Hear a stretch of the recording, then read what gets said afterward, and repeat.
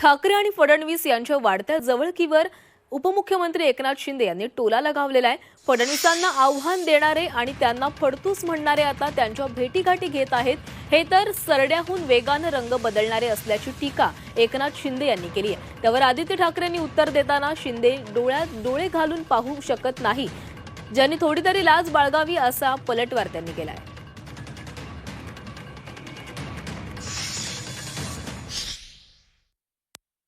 याच्यामध्ये जे घटनाबाह्य सरकार, घटनाबाह्य मुख्यमंत्री, यामध्ये मुख्यमंत्री देवेंद्रजींना फडतूस म्हणणारे, तू तर राहशील नाही तर मी तर राहीन अशी टोकाची भाषा करणारे एवढ्या लवकर रंग बदलतील असं वाटलं नव्हतं। सरडा पण रंग बदलतो, पण अशा प्रकारचा नवीन जात पहिल्यांदा पाहिली।